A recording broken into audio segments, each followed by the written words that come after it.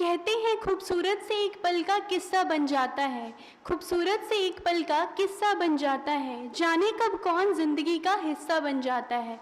कुछ खास लोग मिलते हैं जिंदगी में जिनसे कभी न बिछड़ने वाला रिश्ता बन जाता है।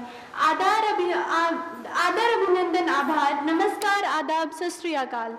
Hello and a very good evening ladies and gentlemen, a very warm welcome to the absolutely wonderful, beautiful and auspicious day that brings together so many special peoples like you. I am Akriti Sharma and today I have the pleasure of being hostess of the stage. आप सभी महानुभाव एवं उपस्थित मुख्य अतिथिगण का web dev IT solution और team की तरफ से हार्दिक अभिनंदन। हम अपने मुख्य अतिथि श्री विजय प्रकाश जी, श्री इफ्तिकार अहमद जी, श्री भरत गुप्ता जी, सैयद मोहम्मद उमर, शकील अहमद हाशमी, सैयद अफजल अब्बास का तहे दिल से शुक्रगुजार हैं कि उन्होंने अपने बहुमूल्य समय हमें दिया। हम यहाँ वेब डेव आईटी सॉल्यूशन की तरफ से आयोजित वेबदूत कार्यक्रम का प्रचार प्रसार करने के लिए एकत्रित हुए हैं। आप सभी को यह बताते हुए काफ़ी हर्ष महसूस हो रहा है कि हम अपने बिहार की company web dev IT solution हमारे परम आदरणीय भाई श्री शहनवाज आलम जी की अथक प्रयास और कठिन परिश्रम का परिणाम है। इस कार्यक्रम के माध्यम से web dev IT solution student, startup, entrepreneur, MSME को तमाम तरह की सुविधाएं और मेंटोरशिप के लिए प्रतिबद्ध है। यह एक प्रयास है जिससे स्टार्टअप, एंटरप्रेन्योर और एमएसएमई को हर संभव मार्गदर्शन एवं सहयोग मिले और ये सभी सफलता की तमाम उपलब्धियों को प्राप्त कर सके।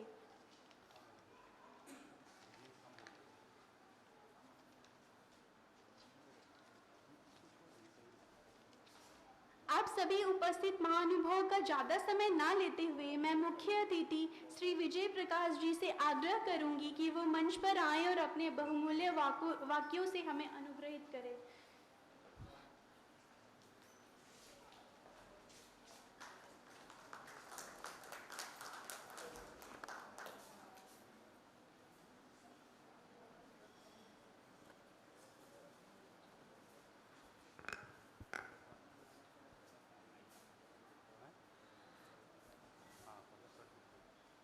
आदरणीय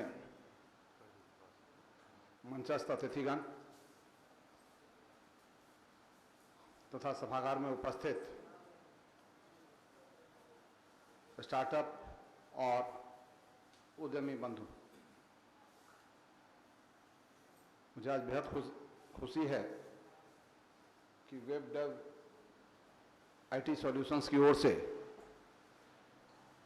यह एक जागरूकता और प्रचार का कार्यक्रम आयोजित किया गया है। जब मैं इनके प्रतिनिधि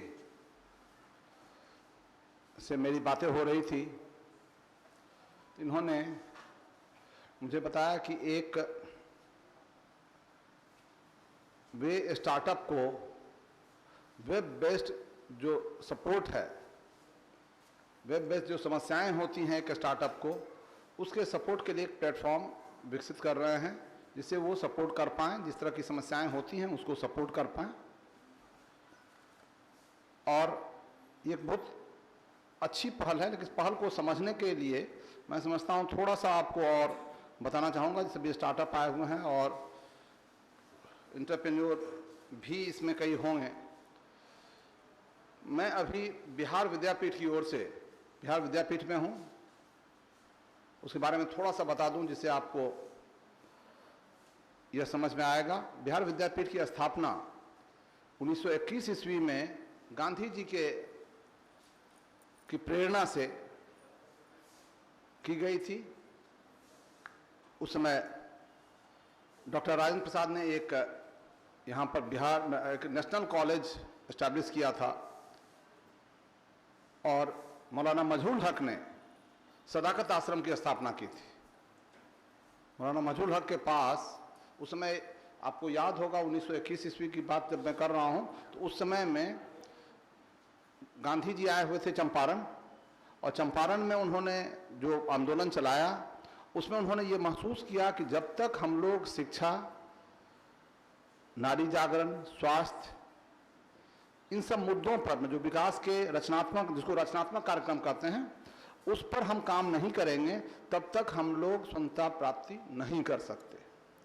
और इसी संदर्भ में उन्होंने 3 स्कूल एस्टैब्लिश किया था, जो कि वहाँ पर भितिहरवा में, मधुबन में और एक और वृंदावन में या कहीं पर एस्टैब्लिश हुआ था। 3 एस्टैब्लिश हुआ था। तो 3 उन्होंने एस्टैब्लिश किया, लेकिन साथ ही साथ उन्होंने यह भी विजुअलाइज किया कि यूनिवर्सिटी के बच्चों को भी, जिस तरह से हम लोग स्वदेशी सामग्रियों की बात करते हैं, तो स्वदेशी शिक्षा की भी बात होनी चाहिए। तो इसीलिए स्वदेशी शिक्षा की जब बात हुई तो सभी लोग छोड़ करके चले आए। जो ये हम पटना यूनिवर्सिटी में बच्चे पढ़ते थे, वो सब छोड़ करके एक दिन मौलाना मजहूर हक के यहाँ चले आए। मौलाना मजहूर हक तब रहते थे सिकंदर मंजिल में, यहीं बगल में है सिकंदर मंजिल। तो सिकंदर मंजिल में चले आए, तो वो उन्हीं बच्चों को ले करके वो कहाँ रखेंगे, तब इन लोगों ने विचार किया कि ठीक है, तब वो सदाकत आश्रम वहाँ चले आए। सदाकत आश्रम जो है कुर्जी के ठीक बगल में उन्होंने एक आश्रम एस्टैब्लिश किया। देखिएगा, ध्यान दीजिएगा, ये बहुत महत्वपूर्ण एक पहल हुई है इतिहास की। सदाकत शब्द अरबी का है शायद, और आश्रम शब्द संस्कृत का है। मौलाना साहब ने ये नाम जो चुना, ये उस जीनियस को आप पकड़ सकते हैं कि उन्होंने कैसे ये नाम चुना होगा उस जमाने में। और वो बहुत ही अद्भुत किस्म के व्यक्ति थे। अभी मैं शायद उनके बारे में अभी चर्चा नहीं कर रहा हूँ, लेकिन ये इनोवेशन, ये देखिएगा, ये भी स्टार्टअप इनोवेशन है। उन्होंने पूरी दृष्टि अपने नाम में डाल दी। उन्होंने एक मदरलैंड शुरू किया था, वहीं से छापना। और मदरलैंड जब छापे हो, तो उसमें उन्होंने जो अंग्रेजों के द्वारा जेल में जो जाते थे कैदी, उस पर जो प्रताड़ना होती थी, उसी पर उन्होंने लिखा। उनको दूसरे ही दिन गिरफ्तार कर लिया गया और उनको कहा गया, उनको फाइन किया गया था। उन्होंने कहा कि मैं फाइन नहीं करूंगा, फाइन के बदले उनको जेल दे दिया गया और जेल गए। और फिर आए तो फिर छापते ही रहे। मतलब ये, खैर, मतलब मैं उसमें बहक नहीं जाऊँ अभी। मौलाना साहब के बारे में अगर देखना है तो आ जाइएगा बिहार विद्यापीठ में। उनके 2 चित्र हैं जो जरूर देखिए। मौलाना साहब जबकि पढ़ते थे गांधी जी के साथ ही पढ़ते थे वो लंदन में, और उस समय का चित्र जब वो एकदम प्रिंसली उनका बिहेवियर था, और जब वो हज वगैरह करके आए और जब आश्रम में रहते थे तब का बिहेवियर। तो वो दोनों चित्र वहाँ हम लोग के पास है, देखने लायक है। तो खैर, मौलाना मजहूर हक इसके बिहार विद्यापीठ के पहले चांसलर थे, और पहले वाइस चांसलर थे ब्रजकिशोर प्रसाद, और पहले रजिस्ट्रार थे डॉक्टर राजेंद्र प्रसाद। वो बिहार नेशनल कॉलेज यहीं चलाया था, उसके भी प्रिंसिपल वही थे। इनफैक्ट पूरा जीवन मोरलेस राजेंद्र बाबू ने डेडिकेट कर दिया वहीं पर। मौलाना साहब तो फिर कुछ दिनों के बाद चले गए अपने गांव, लेकिन जहां उनका बाद में इंतकाल हो गया, लेकिन राजेंद्र बाबू रहे यहीं पर, और यूनिवर्सिटी बनाई उन्होंने, जिसमें जयप्रकाश नारायण भी पढ़े। उस जगह से, ये बिहारी वासियों को नहीं मालूम है, मैं बता दूं, 2 भारत रत्न वहां से निकले हैं, और एकमात्र भारत रत्न जो कि यहाँ बिहार से हुआ। वैसे और लोगों को भी मिला है, लेकिन सब बाहर जाकर के उन्होंने सर्विस किया तब मिला। लेकिन राजेंद्र बाबू और जयप्रकाश नारायण दोनों वहीं के। जयप्रकाश नारायण उसके फर्स्ट बैच के स्टूडेंट हैं, और राजेंद्र बाबू टीचर थे वहाँ के। लेकिन मैं जो आज बात करना चाह रहा हूँ, उस समय में गांधी, जब ये गांधी आश्रम में हम लोग आज गांधी संग्रहालय में आप ये कर रहे हैं आयोजन, गांधी जी ने बिहार विद्यापीठ की स्थापना इसीलिए की थी कि हम वहां से ऐसे बच्चे पैदा कर सकें जो उद्यमी हों, जो अपने हाथ से काम कर सकें, जो नौकरियों के पीछे न जाएं। और यही उनका उद्देश्य भी था उस समय में। वैसे एक और बड़ा उद्देश्य था उनका कि हम लोग ऐसे लोग पैदा कर सकें जो स्वतंत्रता सेनानी हो सकें। और वहाँ से जितने भी लोग निकले सभी बड़े बड़े स्वतंत्रता सेनानी हुए। वहाँ पर एक और जानकारी दे दूँ सिर्फ आपको, बिहार विद्यापीठ से निकल कर एक प्राइम मिनिस्टर भी हुआ, लेकिन नेपाल का। नेपाल के जो कोइराला साहब थे वो वहीं पढ़े हैं। तो ये वो जो सपना था गांधी जी का कि हम ऐसा विद्यालय बनाएं जहां पर हम लोग सभी को अपने हाथ से काम करना सिखाएं। इसी के आधार पर बाद में बेसिक स्कूल भी बना। एक बेसिक स्कूल वहाँ भी चलता था, जो कि अभी सरकार, वो उसका बिल्डिंग गिर गया था तो बाहर ले गए थे लोग। तो आज फिर से हम लोग इस प्रक्रिया को रिवाइव कर रहे हैं, करने का प्रयास कर रहे हैं और ऐसा वहाँ बनाना चाह रहे हैं जहाँ पर कि जो ये सपना था गांधी जी का, जिसको जयप्रकाश नारायण ने एक बहुत अच्छे शब्दों में कहा कि हम ऐसा बच्चा चाहते हैं यहाँ से पैदा करना जो कि नौकरियों के पीछे न भटके, जो अपने हाथ से काम कर सके, अपने पैरों पर खड़ा हो सके और देश प्रेम के लिए उद्यत हो। ये बस यही इतनी ही बात उन्होंने रखी है। अगर हम लोग आज चाहते हैं स्कूल कॉलेज लोग जाते हैं किस काम के लिए, तो जाते हैं वहां पर सिर्फ हम लोग जाते हैं कि हम लोग को नौकरी कहीं मिल जाए, एक जॉब मिल जाए, लेकिन यहाँ जॉब नहीं, मालिक बनाइएगा कैसे, यह सोचने की जरूरत है। तो ये काम अब विश्वविद्यालयों को करना है, ये विद्यालयों का करना है, महाविद्यालयों को करना है। और इसी के लिए अब ये कैसे होगा, हमारा पूरा स्कूल सिस्टम ही डिजाइंड है इस बात के लिए कि लोग को परीक्षा में पास कराएं, चाहे वो सरकारी परीक्षा में हो, ये मैंने जो एंट्रेंस एग्जामिनेशन में हो या नौकरियों के लिए एग्जामिनेशन में हो। उद्यमियों के लिए हमारा विद्यालय बना ही हुआ नहीं है। उसमें क्या अंतर होता है मैं समझाता हूं, यहां पर आप लोगों की भूमिका तब समझ में आ जाएगी। इसके लिए एक नया प्रयोग हुआ दुनिया में और उसको कहते हैं इंक्यूबेशन सेंटर बनाना। इंक्यूबेशन या उद्भवन केंद्र कहते हैं उसको। उद्भवन केंद्र में और विद्यालय में क्या अंतर है, विद्यालय और उद्भवन केंद्र में अंतर समझने की जरूरत है। उद्भवन केंद्र का काम क्या होता है कि आपको एक बिजनेस या इंटरप्राइज खोलने के लिए समर्थ बनाना। आपको एक आइडिया आया, जैसे आपको एक आइडिया आया कि ये हम बोतल बनाएंगे, तो ये तो आइडिया है। इस आइडिया को कैसे ट्रांसलेट करेंगे, इसमें दूसरे तरह की पढ़ाई की जरूरत होती है। इसमें टीचर नहीं, हमें मेंटर चाहिए जो हमारा हाथ पकड़ के बता सके कि ये रास्ता पकड़ोगे तो तुम सफल होगे। इसको हम लोग मेंटर कहते हैं, इसलिए टीचर नहीं कहते हैं। Teacher teachers, mentor mentors. तो ये अंतर समझने की जरूरत होगी। तो वो मेंटरिंग करता है।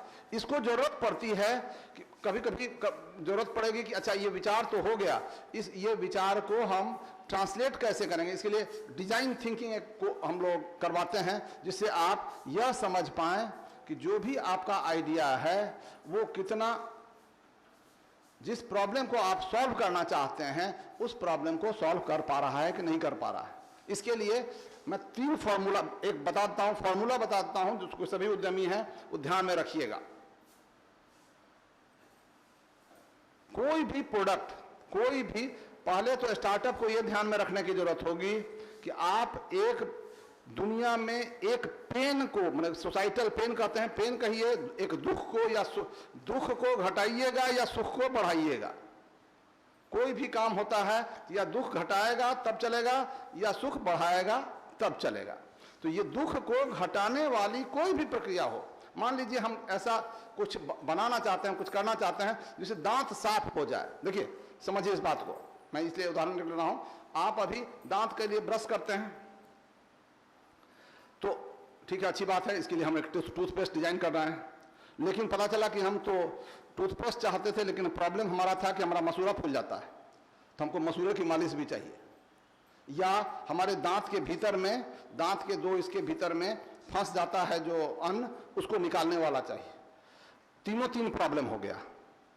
मसूड़ा फूलना, अगर उसके लिए प्रॉब्लम हमको करना है तो ये अलग हुआ। अगर हमको दांत के बीच का अन्न हटाना है तो ये अलग प्रॉब्लम हुआ। और अगर दांत की सफेदी लानी है तो ये तीसरा हुआ। चौथा हो सकता है कि पायरिया अगर हो गया है तब आप क्या करेंगे, ये चौथा प्रॉब्लम है। ये सभी प्रॉब्लम अलग अलग है। जितना छोटा प्रॉब्लम, जितना स्पेसिफिक प्रॉब्लम आप सॉल्व कर सकते हैं उतना अधिक बिजनेस में आपके सफलता की संभावना बढ़ती है। तो छोटा से छोटा प्रॉब्लम को आइडेंटिफाई करना, आप इसलिए प्रॉब्लम आइडेंटिफाई करना स्टार्टअप के लिए सबसे महत्वपूर्ण होता है। और इसमें हम आपको मदद करेंगे, आपको खुद भी अपना करना है। और फिर अगर सॉल्व करना है तो 100 तरह का सॉल्यूशन आएगा। टूथब्रश का ही आप देखिएगा ध्यान से, पिछले 25 साल में ब्रश का डिजाइन 100 तरह का डिजाइन आया है। पहले हम लोग तो करते थे तो वो नीम के दातुन से ही चल रहा था, नीम और बबूल के दातुन से ही हम लोग काम चला लेते थे। जब ब्रश वाला युग आया तो ब्रश भी आया है, तो एक तो देखते हैं कि इसका एक का गर्दन हिलता रहता है इस तरह। एक का करता है क्या कि वो मैंने जो इसका रहता है ब्रिसल्स रहता है वो ट्विस्टेड रहता है, अगल बगल रहता है, ये अलग अलग रहता है। मतलब देखिएगा आप, ये सब तो अब सभी का स्पेसिफिक ऑब्जेक्टिव है, ऐसा नहीं है सभी का। अब सभी एक अलग अलग प्रॉब्लम को लेकर के आता है, सॉल्व करता है। उसी तरह से टूथपेस्ट, आपके टूथपेस्ट में नमक है, देखिए कहां से आ गया नमक से हम लोग जब पहले नमक और ये डाल करके करते थे, राख डाल करके, तो हम लोग उसी से काम चला लिए ना, राख से बनता था और इसका बनाते थे हम लोग। पता नहीं आप लोग बनाई है कि नहीं बनाई है, ये जो मूंगफली होता है, मूंगफली के छिलके को जला करके उसका राख बनता था और उसके राख में नमक डाल करके हम लोग ब्रश कर लेते, दांत चमका लेते थे। ये बहुत सारा उस तरह का बहुत सारा तरीका चलता था उस जमाने में। तो एनीवे, तो तीन जो भी प्रोडक्ट आप डिजाइन करेंगे उसको देखना पड़ता है कि वो आपके प्रॉब्लम को सॉल्व कर रहा है कि नहीं कर रहा है। आपने कोई केमिकल डाला और उससे अन्न तो नहीं निकलेगा, केमिकल से अन्न कहां निकलेगा। तो आप प्रॉब्लम सॉल्व कर रहे थे अन्न निकालने वाला और आप डाल दिए केमिकल, तो आपको ब्रश डिजाइन करना पड़ेगा उसके लिए, या नहीं तो वो जो एक धागा आता है, धागा डालना होगा, धागा डिजाइन करना होगा, वॉट एवर इट इज, जो प्रॉब्लम आप सॉल्व करना चाहते हैं, जैसे भी सॉल्व करना चाहते हैं। तो जो भी प्रॉब्लम आप सॉल्व करेंगे उसके तीन तरीके होते हैं, तीन तरह की टेस्टिंग होती है। एक टेक्निकल टेस्टिंग होगी कि ये टेक्निकल चीज वायबल है या नहीं है, उसको कहते हैं टेक्निकल फिजिबिलिटी देखना। जो हम दांत साफ करना चाहते हैं तो वास्तव में दांत साफ करता है कि नहीं करता है, व्हाइट करता है कि नहीं करता है, कि ब्लैक कर देता है, या पीला लगाता है, या आप नहीं लगाता है कुछ ब्राउन कर देता है। Number one, this is called technical feasibility. और दूसरा उसमें होता है फाइनेंशियल वायबिलिटी। हम लोग देखते हैं कि पैसा जो है वो पैसा मार्केट के हिसाब से है कि नहीं है। मतलब जिस आदमी को अगर हम बेचना चाहते हैं, अगर कोई चीज, अगर वो एक ब्रश हम बेचने जाए और उसका 200 रुपया दाम है कि नहीं, सोना का हम ब्रश आपको दे रहे हैं, लीजिए सोना का ब्रश बहुत बढ़िया है, वो पता नहीं लेगा कि ना लेगा, हो सकता है दो चार आदमी ले भी दे दुनिया में, तो लेकिन आप बहुत से लोग ऐसा होता है कि सोना का ब्रश बेचेंगे, उससे पैसा कमाएंगे। एक घड़ी बेचता है लोग करोड़ रुपया में, तो ऐसा नहीं है कि उसके लिए तो मार्केट आपको देखना होगा कि जिस मार्केट के लिए आप कर रहे हैं उसके लिए ये उपयुक्त है कि नहीं है। इसको हम लोग नॉर्मली कभी कभी प्रोडक्ट मार्केट फिट कहते हैं, तो आपको ये भी देखना होगा। तीसरा देखना पड़ता है कि सोसाइटी जो सोशल एक्सेप्टेबिलिटी इसकी होगी कि नहीं होगी। मतलब मान लीजिए हम लोगों ने कोई ऐसा पदार्थ उसमें दांत में के इसमें डाल दिया जो लोग मुंह में लेना नहीं चाहते हैं। मान लीजिए हम लोगों ने कोई ऐसा नॉनवेज आइटम डाल दिया जो लोग लेते ही नहीं है, तो आपका नहीं यूज करेंगे। ये सरकार को बैन किए हुए है, उसमें दारू डाल दीजिए, कल से आज दे दिए बिहार में, आपको सीधे बाहर कर देगा। या तंबाकू डाल दीजिए, आजकल तो बड़ा बढ़िया तरीका है। तंबाकू फर्स्ट क्लास ये में लोग यूज करते हैं। कौन होता है, एक लोग यूज करते हैं तंबाकू का, ये भी तो तंबाकू डालिए तो फिर आप यहाँ पकड़े जा सकते हैं। तो सोशल एक्सेप्टेबिलिटी माने लीगल एक्सेप्टेबिलिटी कहते हैं कि अगर कानून के तहत वो होता है कि नहीं होता। तो ये तीन चीज से अगर पास कर गए आप, तब आपको सोचना चाहिए कि आपकी टीम अच्छी है कि नहीं है, आपको बिजनेस कैसे करना है, बिजनेस प्लान कैसे बनाना है, मार्केटिंग कैसे करनी है,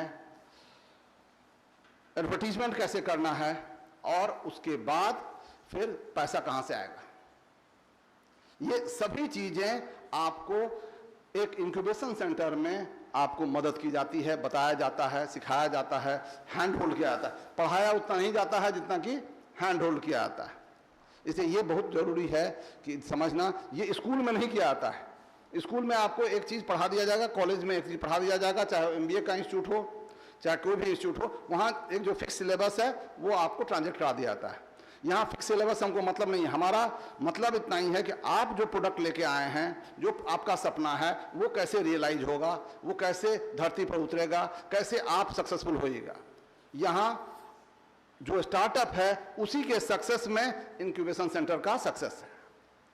और ये अब एक नई बात दुनिया में आई है, और ये नई बात नया, जिस तरह से स्कूल का वेव चला, अब इंक्यूबेशन सेंटर का वेव चलेगा पूरे कंट्री में। इसलिए नीति आयोग ने 70 अटल इंक्यूबेशन सेंटर बनाया है।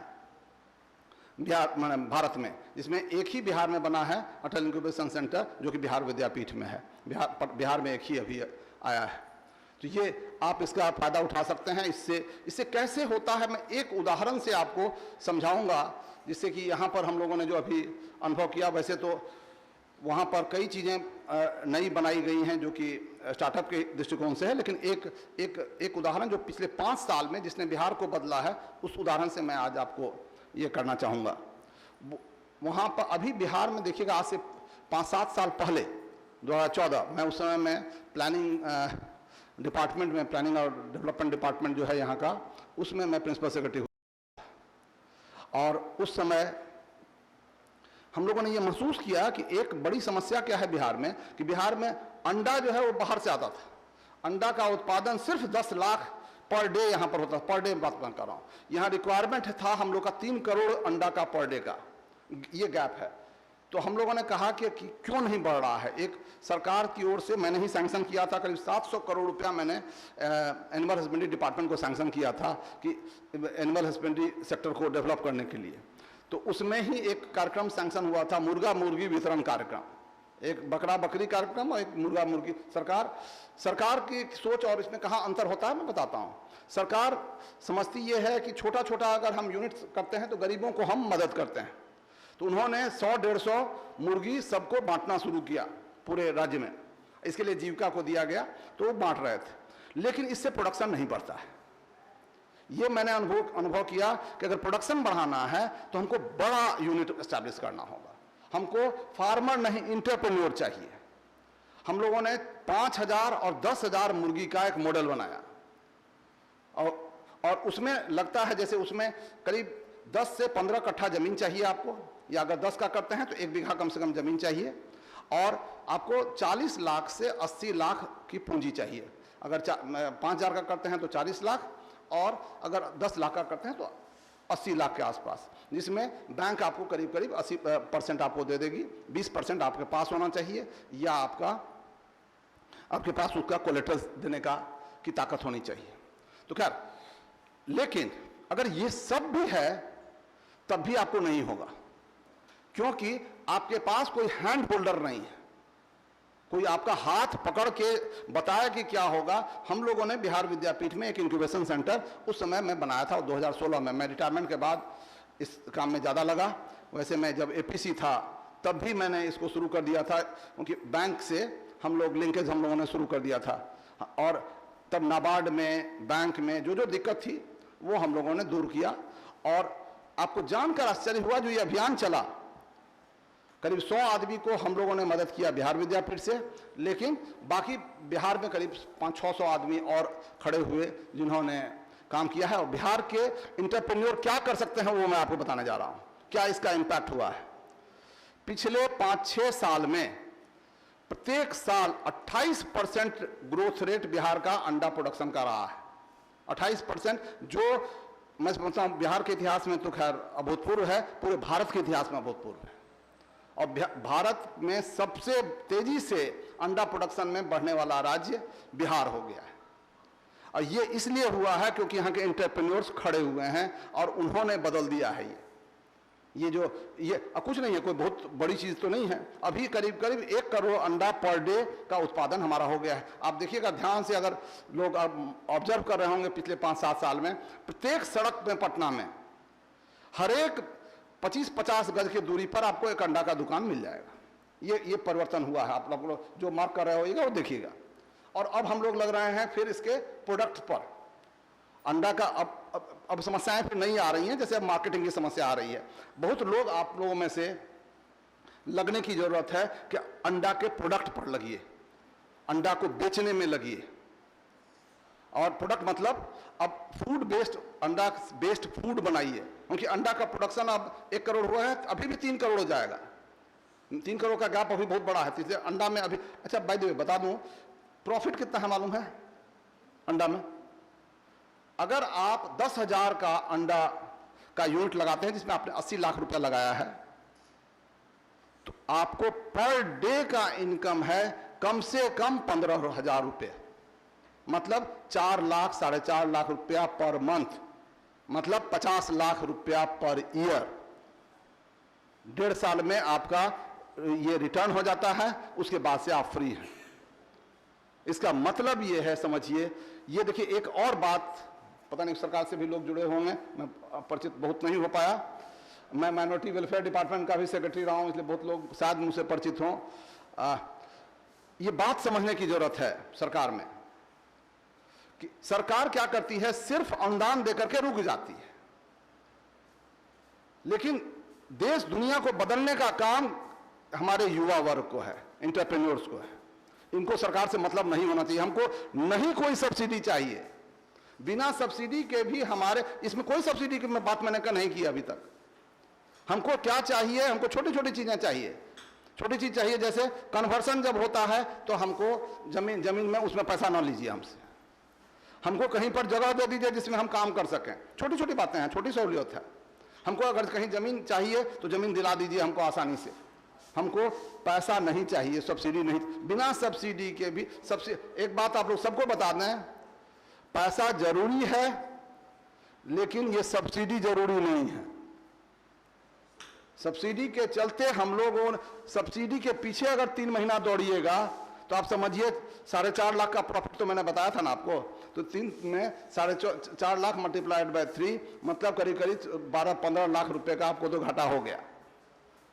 इसलिए आप ये, मैं आपको बहुत सारे ऐसे एरिया बता सकता हूं जिससे आप अपनी तकदीर भी बदल सकते हैं और देश की भी तकदीर बदल सकते हैं। तो आज मैं सभी को शुभकामनाएं देता हूं कि आप अच्छा करें। कहीं भी दिक्कत हो, कहीं भी कठिनाई महसूस करें, जरूर बिहार विद्यापीठ से, अटल इंक्यूबेशन सेंटर से सहयोग करें।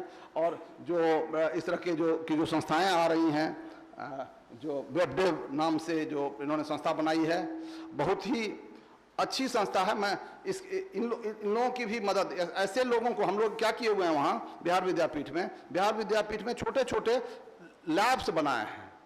और जैसे अब मान लीजिए ऐसे लोग होंगे, इनको भी हम जोड़ेंगे उनके साथ, क्योंकि बहुत सारे लोगों को, आपकी एक स्टार्टअप को जरूरत होगी दूसरे स्टार्टअप से, आपका प्रॉब्लम तो यही सॉल्व कर देंगे। हमारे पास एक लैब अभी आया है जिसको startup of the year award मिला है परसों, डॉक्टर अजय, उन्होंने एक लैब एस्टैब्लिश किया है पानी टेस्टिंग का और इसका जो फूड टेस्टिंग होता है, फूड प्रोसेसिंग का। हम लोग कर ये रहे हैं, बताता हूँ आपको, अगर आपको कोई आदमी और ऐसा मिले जो कर सकता हो। अभी देखिए, अब युग आ रहा है बिहार में जिसमें कि कुछ नया प्रोडक्ट आप डिजाइन कर सकते हैं। जैसे मैंने अभी आज उदाहरण दे रहा था, अभी चर्चा हो रही थी, तो लड्डू बनाने का, बहुत चीज का लड्डू बनता है, लेकिन आजकल अब लड्डू बनने लगा है मैकेनिकल। बहुत आसानी से आप लड्डू बना सकते हैं। हम लोग यहाँ पर आपको मशीन देंगे, मशीन के साथ ट्रेनिंग देंगे, मशीन पर ट्रेनिंग करा देंगे, और जो आप प्रोडक्ट बनाइएगा उस प्रोडक्ट का टेस्टिंग कर देंगे, उसकी पैकेजिंग कैसे होगी ये बता देंगे, ताकि आप फिर जाकर के घर पर आराम से बनाइए। तो 1-2 महीना हमारे साथ रह करके आप अपना प्रोडक्ट फर्म अप कर लीजिए, और फर्म अप करके फिर आप जाकर के अपना काम कर सकते हैं। इस तरह से एक और एरिया में बता देना चाहता हूँ, दुनिया में अभी क्या हो रहा है कि सारा मैन्युफैक्चरिंग अब डिजिटल होने जा रहा है। डिजिटल मतलब इसको कहते हैं कंप्यूटर एडेड प्रोडक्शन या मैनेजमेंट, मैन्युफैक्चरिंग, कैम कहता है, कैम।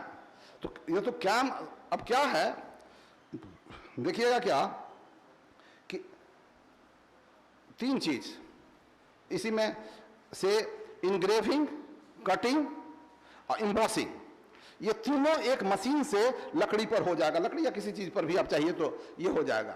अगर आप ये मशीन सीख लेते हैं तो आप समझ लीजिए, अभी एक आदमी यहाँ ये मशीन लाया है, तो आप उससे करीब 20,000 रुपया पर डे कमा रहा है।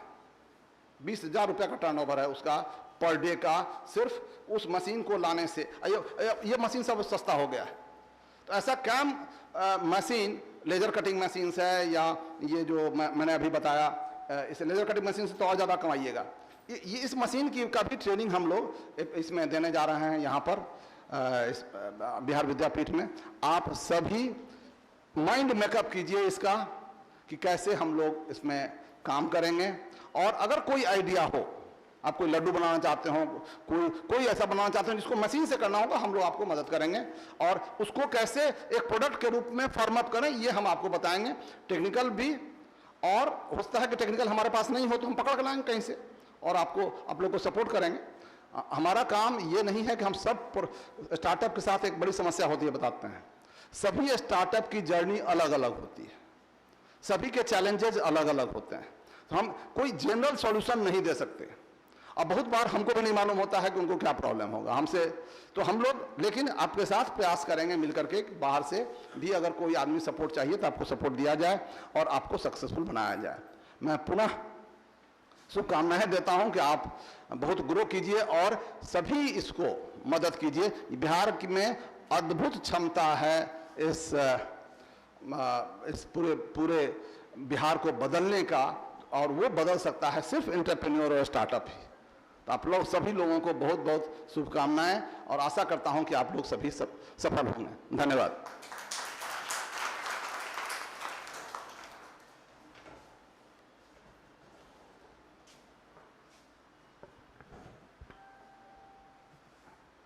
अब मैं भरत गुप्ता जी NIT पटना के जाने माने प्रोफेसर एवं जिनके मार्गदर्शन से हमारे web dev IT develop solution ने सफलता की ऊंचाई पाई है, उन्हें बुलाना चाहूंगी कि वो आए और चंद शब्दों से प्रकाश डालें।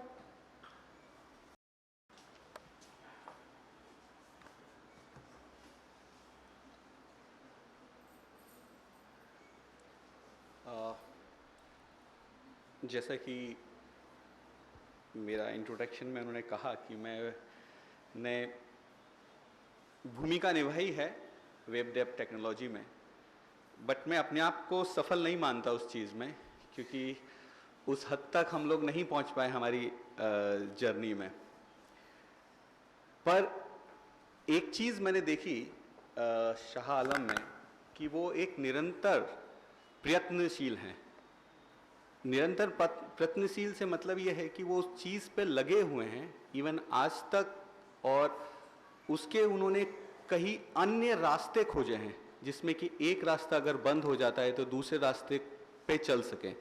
तो इसलिए मैं शाह आलम जी का बहुत बहुत सम्मान करता हूँ इस चीज़ में कि उन्होंने इस वेब डेव टेक्नोलॉजी को इस ऊंचाई तक पहुँचाया है और उन्होंने जो सीखा है इस जर्नी में। बिकॉज देखिए अभी सर ने जैसा कहा कि सारे स्टार्टअप की जर्नी अलग अलग है, तो शायद एक वाक्य या एक सॉल्यूशन किसी भी चीज़ को ये नहीं कहेगा कि इसको आप अंत तक पहुंच जाएंगे, पर इसमें हैंड होल्डिंग और जो लोगों का सपोर्ट है वो बहुत ज़्यादा ज़रूरत है। तो जो नया इन्होंने कंसेप्ट डेवलप किया है दैट इज़ द देवदूत, दैट इज पॉइंट 1.0। तो अगर हम कहेंगे देवदूत का अर्थ क्या है, देवदूत अगर सिंपल मायने में सीधे शब्दों में कहा जाए कि जो आपकी को लेकर साथ चलकर आपकी जो इच्छा है उसको पूर्ण कर सके, ये मेरा मानना है। तो देवदूत इस तरह से यहाँ से समन्वय रखता है कि किसी भी स्टार्टअप या किसी भी एंटरप्रेन्योर या किसी भी उद्यमी जो कि अभी शुरू में स्टार्ट करने की कोशिश कर रहा है, तो देवदूत 1.0 उसके लिए देवदूत बनकर आएगा। और जिस प्रकार की भी उसे दिक्कत होगी, इसमें जैसे उन्होंने लिख रखा है कि स्टूडेंट्स, स्टार्टअप, एंटरप्रेन्योर और MSME, किसी भी संस्था, किसी भी तरह का, किसी भी प्रकार का यदि वो व्यक्ति है और किसी भी तरह का वो उद्यम को आगे बढ़ाना चाहता है, तो उसमें वो सहायता करेंगे और उसका मार्गदर्शन करेंगे। जैसा कि सर ने अभी कहा कि इंक्यूबेटर, यस हम इंक्यूबेटर्स हैं, बट हर कोई हमको इतनी इजीली अप्रोच नहीं कर पाता। इसका एक जो है कि जो हम लोगों को जानते हैं, हम लोगों के साथ में है, वो सीधे हमारे से आके जुड़ जाते हैं, पर उसके लिए उनको बहुत सारा पेपर वर्क या बहुत सारी दिक्कत और कठिनाइयों का सामना करना पड़ता है। तो मुझे ये लगता है कि उस चीज़ को, एक गैप को फाइंड आउट करते हुए ये वेब डेव टेक्नोलॉजी ने देवदूत 1.0 जो प्रोग्राम का आरंभ कर रहे हैं, इससे कि आपको सबसे इजी वे में वो सारी सुविधाएं प्राप्त हो सकती हैं और सारे मार्गदर्शन मिल सकते हैं, जिससे कि आप अपने अपने जो बिजनेस को नई ऊंचाइयों तक ले जा सके। तो मेरा मानना यह है कि हम लोगों को सबको मिलकर, बिकॉज बिहार एक ऐसी जगह है जहां पर क्षमता की कमी नहीं है। ये आप मान लीजिए कि हमारा जितना भी जो यूथ है, जितना भी हमारी यंग जनरेशन है, और चाहे वो गांव से हो, चाहे शहर से हो, या चाहे किसी भी जगह से हो, उन सब में क्षमता की कमी नहीं है। सिर्फ क्षमता को पहचानना आना चाहिए, और वो काम हम इंक्यूबेटर्स या फिर जो देवदूत ये लोग कर पाएंगे कि हम लोग उनको उसको क्या कहना चाहिए, मतलब उसको निखार सकते हैं। इसी में मैं एक जस्ट चीज कहूंगा जो भी मैंने भी सुनी थी अपने एक इंक्यूबिटी से, कि जो हम लोगों का काम है, उस मूर्तिकार का काम है कि जो उसको परख के बना सके और उसको यूजफुल किसी कार्य के लिए बना सके। एक जस्ट वेरी रॉ में कहूंगा कि दो पत्थर पड़े हुए थे सड़क पर, आपस में बात कर रहे थे कि भाई हम लोगों की जिंदगी तो ऐसा ही है, किसी काम की नहीं है, पर जो हम ठोकर खाते रहते हैं और कुछ नहीं होता। तो एक तो आलसी था और वो कुछ मारधार या मतलब अपने आप को सहन नहीं करना चाहता था, किसी जर्नी पे जाना नहीं चाहता था। और एक ने कहा कि ठीक है भाई, मेरे को कुछ नहीं तो मूर्तिकार के पास ले जाओ और वो मुझे ठोकेगा बजाएगा, मैं सहन कर लूंगा, यही मेरी किस्मत है। तो जस्ट वो करते करते, और वो जब मूर्तिकार ने उस मूर्ति को बनाया और किसी जब म्यूजियम में रखा तो लोग उसकी सराहना करने लगे, उसकी प्रशंसा करने लगे। तो जब उस पत्थर ने पूछा कि भाई देखो मैंने तो अपने इस जर्नी में सब थपेड़े खाए हैं, लोगों का मार सही है, पत्थर सहे हैं, और तब मैं जाके इस ऊंचाई पे पहुंचा हूं। तो मेरा कहना सिर्फ इतना है कि भाई आप इस जर्नी से डरिए मत। ये कष्ट और ये जो रास्तों में जितने भी पत्थर या रोड़े आएंगे, वो सिर्फ आपको स्ट्रांग बनाने के लिए हैं, आपको सामना करने के लिए हैं दिक्कतों से, और उसको उभारने के लिए हैं। पर जब अल्टीमेट गोल आप देखेंगे, वो आपको बहुत ही सुख में और सब चीजों के साथ होगा। इस चीज पे मैं जस्ट ये कहूंगा, जैसे मेरे को बताया गया कि मतलब इंट्रोड्यूशन में एनआईटी पटना से हूं। मैंने वहां एनआईटी पटना में देखा है कि जो इंक्यूबेशन सेंटर जिसका मैं प्रोफेसर इंचार्ज हूं, मैंने भी बहुत दिक्कतें सहन करी है। मेरी भी जर्नी इस तरह की नहीं है, बिकॉज मैं कोई एंटरप्रेन्योरशिप बैकग्राउंड से नहीं हूं। I am a simple teacher हूं, मेरा काम है पढ़ाने लिखाने का। बट जब मुझे ये काम दिया गया कि भाई आप इस एंटरप्रेन्योरशिप को चलाइए, स्टार्टअप में सीखिए, करिए, तो मैंने भी अपने आप सीखा कि भाई क्या चीज होती है। तो सबसे पहला चीज, अगर कोई भी दिमाग में आपके आइडिया आता है, जैसे सर ने कहा कि एक टूथ ब्रश का बहुत ही अच्छा एग्जाम्पल दिया कि सब कितने तरह के ब्रश हो सकते हैं या कितने तरह की चीजें हो सकती है, पर सबका जो कारण है वो अलग अलग है। तो सबसे बड़ी महत्वपूर्ण चीज यहां है कि हमको वो कारण या जो अंतर है उस चीज को ढूंढना है कि जो सोसाइटी को बेनिफिट दे या सोसाइटी में जो लॉस हो रहा है उसको उभार सके। तो जिस दिन आपके पास वो कोई ऐसा आइडिया आपके दिमाग में आता है, तो सबसे पहले वो चीज शुरुआत है आपकी जर्नी की। क्योंकि आपका कोई भी एंटरप्रेन्योर है, स्टार्टअप है, कोई सोशल बेनिफिट्स के अगर उससे होता है इट्स फाइन, बट उसका अल्टीमेट गोल है अपने बिजनेस से प्रॉफिट कमाना। आप सोसाइटी की हेल्प करने के लिए एंटरप्रेन्योरशिप स्टार्ट नहीं कर रहे हैं, आप सोसाइटी को ज्ञान बांटने या उनकी सिर्फ मदद के लिए काम नहीं कर रहे हैं। आप उसमें अपना प्रॉफिट और अपना मुनाफे के साथ अगर किसी सोसाइटल हेल्प होती है, कुछ सॉल्यूशन निकलता है, तब आप कर रहे हैं। तो इसके साथ दो चीजें, एक तो आप सॉल्यूशन, क्योंकि सोसाइटल सॉल्यूशन या कोई गैप की बात मैं इसलिए कर रहा हूं कि वो चीज जल्दी से बढ़ सकती है, मल्टीपल। जैसे सर ने एक अंडे का एग्जाम्पल दिया, बिकॉज हमको पता है कि खपत है, हमने उस गैप को जानने की कोशिश करी, तभी हम उस चीज की तरफ उसके सॉल्यूशंस पे काम कर पाए। तो जो हमारे डिफरेंट सॉल्यूशंस हैं और आइडिया है, अगर हम उस चीज को पा लें, तो अब बस सिर्फ एक ही चीज बचती है कि उस लक्ष्य तक पहुंचना कैसा है। और उस लक्ष्य को पहुंचने में बहुत सारी कठिनाइयां। आप मान के चलिए, जब आप इस रास्ते पे चलेंगे तो इस रास्ते पे कंकड़ और पत्थर बहुत सारे हैं और जिसमें आपको चलना है। अगर आपने रास्ता छोड़ दिया तो आप कभी सफल उद्यमी नहीं बन पाएंगे। तो आप मेरी बात ये गांठ बांध लीजिए कि आपको उसी रास्ते, कंकड़ के रास्ते पे चलना है और उन सबको सहन करना है, और सहन करना इस तरह से कि आगे वाले जो आपका रास्ता स्मूथ हो सके और जो आपके पीछे आ रहे हैं वो भी आपको फॉलो कर सके। तो इसमें बहुत सारा पेपर वर्क होता है। आपको अपनी चीज़ों को प्रचार करना होता है, अपनी वेबसाइट्स बनानी होती हैं, अपना लोगों तक उसको उस प्रोडक्ट को पहुंचाना पड़ता है।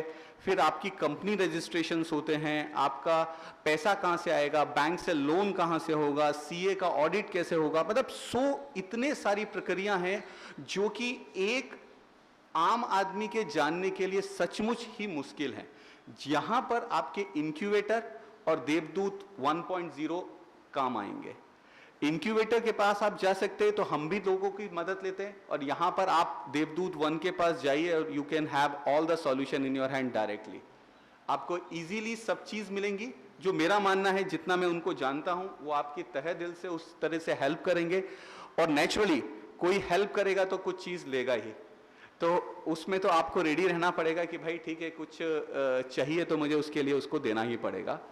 तो ये सब चीज़ मुझे लगता है कि आज के बिहार के लिए सबसे ज़रूरत है, और ये एक नोवेल आइडिया लग रहा है, क्योंकि इसमें जो इससे पहले एक वर्क स्पेस कल्चर का आइडिया आया था, वो भी बहुत चला कि आपको जब आप काम करने बैठते हैं तो आपको पता ही नहीं है कि कहाँ बैठ के काम करें। तो लोगों ने वहाँ जाके एक रेंटेड स्पेस ली एक जगह पे, और अभी तो वो बहुत अच्छे काम कर रहे हैं, मेरे साथ जुड़े हुए थे शुरू में। अब तो उन्होंने ऑलमोस्ट 20-25 जगह अपने वर्क स्पेस खोल लिए हैं, जहाँ पर वो सारे भी नए उद्यमी हैं, स्टार्टअप एंटरप्रेन्योर हैं, वो सब वहाँ आते हैं, चीज़ें सहूलियत से मिलती हैं उन्हें, और वो अपने काम को आगे ले जाते हैं। उसी तरह का कंसेप्ट यहाँ पर है वेबदेव टेक्नोलॉजी का देवदूत में, कि आप यहाँ आएंगे, आपको सारी सुविधाएं मिलेंगी, और ये लोग आपकी हर प्रकार से उसमें मदद करने की कोशिश करेंगे। इसके साथ भी मैं एक चीज कह सकता हूं कि अगर देवदूत 1 नेचुरली आज की डेट में आपको बैंक से पैसा चाहिए या किसी गवर्नमेंट का रिकॉग्निशन चाहिए, तो आपको कहीं ना कहीं किसी एक गवर्नमेंटल इंक्यूबेशन से आपको अटैच होंगे, तो आपके लिए यूजफुल होगा, मेरा इतना है। तो उसमें एक सर ने तो बता ही दिया है, अपने भारतीय विद्यापीठ और अटल, मैं अपने एनआईटी पटना से भी इंक्यूबेटर का मैं प्रोफेसर इंचार्ज हूँ। यदि आपको कोई भी किसी भी तरह की सहायता चाहिए, और यदि आप देवदूत 1 के साथ हैं और आप डायरेक्टली मेरे पास आते हैं, तो शायद आपकी प्रोसेस बहुत इजी होगी, और हम लोगों के लिए भी इजी होगा इस चीज़ को आगे ले जाना, और हम लोग साथ में इंक्यूबेट हो पाएंगे। तो इन्हीं शब्दों के साथ मैं अपना विराम चाहूँगा, और मेरी तहे दिल से सारी शुभकामना है वेबदेव टेक्नोलॉजी को, शाह आलम जी को, कि वो आगे बढ़ें, और हम जिस तरह से उनकी मदद कर सकते हैं, या आप लोग जिस तरह से आएंगे उस तरह से उस चीज़ का सॉल्यूशन निकालेंगे, और आगे बढ़ने की सब हाथ जो मिलाकर हाथ में बढ़ेंगे। तो इसी के साथ शुभकामनाएं। जय हिंद एंड जय Bihar. Thank you. Thank you so much sir कि आप यहाँ पे आए और हमें इतनी ज्ञान की बातें बताएं। अब मैं सैयद अफजल अब्बास सर, चेयरमैन सिया वक्फ बोर्ड को बुलाना चाहूँगी।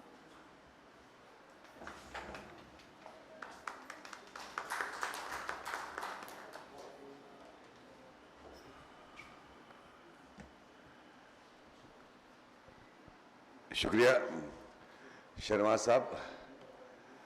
हमारे पार्टी के नेता भी हैं शकील साहब और उमर साहब, इन्होंने मुझे कल कहा कि आना है। मुझे सच में वाकफियत नहीं थी कि है प्रोग्राम किस तरह का, और वाकई इसमें जिसमें दक्षता होती है, जिसमें परिपूर्णता होगी, वही इस पर एड्रेस कर सकता है। और जो माहिर इस फील्ड के माहिर लोग यहाँ प्रोफेसर साहब बैठे हुए हैं, वदो बैठे हुए, ये लोग बताएंगे। लेकिन बार का इतना मैं कहना चाहता था और चाहूँगा भी कि वाकई जिस तरह का ये देवदूत का एक ऑर्गेनाइजेशन कर लें या वेब का सिस्टम जो भी कर लें, अगर इसमें अगर किसी उद्यमी को मदद करने की कोशिश की जा रही है, ये सराहनीय है। और ज़रूरत इस बात की है कि हम बिहार के लोग, बहुत सारे लोग नौजवान बेरोज़गार हैं, और इसके माध्यम से अगर कोई रोज़गार करना चाहता है, उसमें आपकी मेहनत, आपके इल्म का इस्तेमाल उनको तक पहुंचाया जाए, तो मैं समझता हूं कि आप काबिले मुबारकबाद हैं, आप मुबारकबाद के मुस्तहक़ हैं। इन डिटेल प्रोफेसर साहब ने, विजय प्रकाश जी ने बताया, मैं समझता हूं कि उससे ज़्यादा मेरे पास तो कोई सलाहियत नहीं है कि इस पर मैं बोलूँ, लेकिन इतना ज़रूर है कि बिजनेस, जिस तरह से स्टार्टअप इंडिया की बात, बहुत सारे स्कीम जो चल रहे हैं, उसमें सरकार भी कहीं ना कहीं हर तरह से मदद करने की कोशिश कर रही है। हम लोग भी गांव से आते हैं, गांव के रहने वाले हैं, शहरों में ज़िंदगी गुजारा अलग बात है, लेकिन ग्रामीण क्षेत्र से ही रहने वाले लोग हैं। गांव में भी इसकी बहुत ज़्यादा उपयोगिता नज़र आ रही है। आप सही कहा, आपने अंडे के जिक्र किया, मेरे कई ऐसे जानने वाले लोग हैं जो 10-10 हज़ार, 5-5 हज़ार, 10 हज़ार, कई पोल्ट्री फार्म और हैचरी सब लगा के लोग काम कर अच्छा कमा रहे हैं। तो बस वही कि विल होना चाहिए और आपको सही पाथ मिल जाए और सही रास्ता मिल जाए और गाइड करने वाला आपको सही मिले, तो आप ज़रूर, आपका मुस्तकबल संवर सकता है, बिहार भी संवरेगा, आपका परिवार भी संवरेगा। और आपके साथ जिस तरह की जो टीम है, देवदूत है, देवदूत 1.0, अब इसका मीनिंग क्या हम नहीं बता सकते, लेकिन इतना लबोलबाब, इतना हम समझ रहे हैं कि आपके मकसद में काम करने के लिए ये लोग कोशिश करेंगे और हर रफ्ता या कहीं की दफ्तर फौफ्तन जो भी कहिए, आपकी मदद करेंगे। ये आपके लिए एक खुशखबरी है, अच्छी बात है। रहा सरकार की बात, हम लोग सरकार के छोटे से अंग के एक हिस्सा भी हैं। हमारे यहाँ तो इस तरह कुछ है नहीं, लेकिन सर, हाँ हाँ, देखिए, जहाँ तक सब बिल्कुल अच्छा ये जो मेरा अपना पर्सनल फील्ड ही है, और मैं उसके चेयरमैन हूँ। जहाँ वक्फ की प्रॉपर्टी, जहाँ भी 2-3 वक्फ की प्रॉपर्टी को हम ना बेच सकते हैं ना दान कर सकते हैं, लेकिन हम लीज आउट कर सकते हैं। जहाँ तक सवाल है कि किस तरह का प्रोजेक्ट है, पटना के शहर में शिया वक्फ बोर्ड की बहुत सारी प्रॉपर्टियाँ थी, है नहीं, मैं बता दूं आपको। हाँ, आपको पता है, चूंकि आप IT डिपार्टमेंट से जुड़े रहे, फिर भी अगर किसी को कुछ लगता है कि हम बिजनेस करना चाहते हैं, इंडस्ट्री लगाना चाहते हैं, अगर ज़मीन की ज़रूरत है, तो जो विधिवत जो होगा, कानून के दायरे में होगा, हम उसके आपके साथ हैं। जहाँ तक सवाल लीज का सवाल है, तो सिर्फ चेयरमैन को 3 साल तक का लीज पे करने का पावर है और मुतवल्ली को 11 महीना का, और विभाग को 30 साल तक लीज करने का पावर है, एज पर द 1995 एक्ट के मुताबिक, जो पहला जो संशोधन किया गया था। पहले 99 साल का, 51 साल का भी होता था, अब 30 साल का कर दिया गया। हम लोग खुद ही, मैं चेयरमैन होने के बावजूद भी, मैं खुद मेरी दिल्ली तमन्ना है, मैं दिल्ली में रहा 22 साल तक, ये मुख्यमंत्री जी ने मुझे बुला के यहाँ भार सौंप दिया। मेरी भी एक तमन्ना है, हालांकि वो स्टार्टअप इंडिया से नहीं है, वो एक है कि पटना के सरजमीन पे एक हॉस्पिटल बने, उसके लिए मैं कोशिश, मैं खुद एक ट्रस्ट बना के, मैं खुद वक्त का चेयरमैन होने के बावजूद भी मैं लीज पे ले रहा हूँ, और उसको आप लोगों की दुआएं रही तो बियॉन्ड द रिलीजन, मेरी सोच वही है कि इसमें धर्म की कोई कैद नहीं है, सबको इसको फायदा पहुंचे और CGHS के रेट पे इसका इलाज हो, ये मेरी सोच है। दिल्ली में रहा 22 साल तक, तो बिहार के लोगों को दिखता था जाके एम्स में पैरवी कीजिए, रामबिलास जी के साथ 10 साल रहा स्वर्गीय, तो इतना बिहार के लोग ज़्यादा थे परेशान के हालत ये थी कि एम्स में इलाज करा दीजिए, वह राम लोहिया में करवा दिए, इस हॉस्पिटल में एडमिट करा, तो मुझे लगता था कि अपना भी कुछ वहाँ पे होना चाहिए। कोरोना काल में जो मैंने देखा, आपको यकीन है, मेरा बेटा यहाँ बैठा हुआ है और हम लोग खुद भी, मतलब यकीन मानिए, मैं चेयरमैन होने के बावजूद भी अपने से खुद ड्राइव करके 500 से ज़्यादा सिलेंडर मैंने, ये नहीं कि कौन मुस्लिम है, हिंदू है, सिख, ईसाई, मजबूरन तुमने पहुंचाया। तो मैं लगा कि नहीं, अपना भी एक हॉस्पिटल होना चाहिए। जो यहाँ पे प्राइवेट हॉस्पिटल जो लोग हैं, वो लोग क्या करते हैं, बस सिर्फ लूटते हैं, कहना नहीं चाहिए मुझे, लेकिन मेरी सोच अलग है, इससे डिफरेंट है कि ये समाज हित में हो, इतना इसका इनकम आए कि वो हॉस्पिटल चले, ये मेरी सोच है। ऐसा नहीं कि नो लॉस नो प्रॉफिट पे चले, बैठ कर, तो ये मेरा अपना मामला था। लेकिन जहाँ वक्फ बोर्ड की बात आप कर रहे हैं, तो हमारे नज़र में जहाँ भी ज़मीन है पटना से हट के, देखिए शिया वक्फ बोर्ड की जो ज़मीन है बिहार में, जो मोस्ट प्रॉब्ली मैं बता दूँ, मतलब ये बता दूँ, जहाँ से पटना हो गया, गया हो गया, औरंगाबाद हो गया, सीवान हुआ, मुजफ्फरपुर हुआ, हाजीपुर हुआ, बेतिया में भी है, चंपारण में भी है, दरभंगा में भी है, समस्तीपुर में भी है, भाई इस जगह पे हमारे शिया वक्फ बोर्ड की ज़मीनें हैं, भागलपुर है, किशनगंज है, कटिहार में शायद नहीं है, तो जहाँ आप वहाँ इस एरिया में आप लोगों की कोई जरूरत पड़ेगा, अगर थोड़ा बहुत जो भी हो सकेगा तो हम आपके साथ खड़े, ये मेरा वादा है। अब लेकिन उसकी प्रक्रिया है, हम डायरेक्ट मालिक नहीं है, हम एक तरह से चेयरमैन, एक केयर टेकर होता है हम, लेकिन हम मदद जरूर करेंगे। आप लोग सब लोग आगे बढ़िए और अपने को डेवलप कीजिए और साथ साथ बिहार को डेवलप कीजिए। मेरे पास ज़्यादा कोई लफ्ज़ नहीं है, लेकिन इतना आपके बुलाने का बहुत बहुत शुक्रिया। प्रोफेसर साहब का सुना और विजय प्रकाश जी का भी सुना, अच्छा लगा। और इसको मैं समझता हूँ कि जितना छोटे लेवल पर आपने किया, मुझे मालूम होता तो हम कुछ और लोगों को भी बुलाते।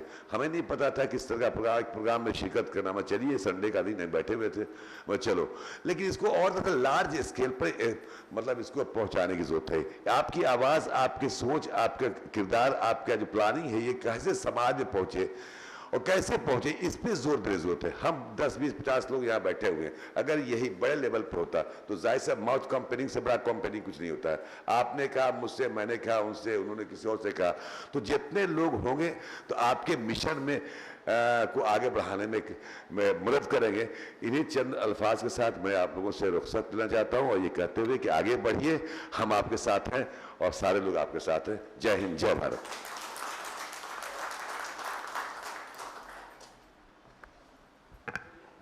Thank you very much sir. अब मैं सैयद मोहम्मद उमर सर, सचिव वक्फ बोर्ड पटना को बुलाना चाहूँगी।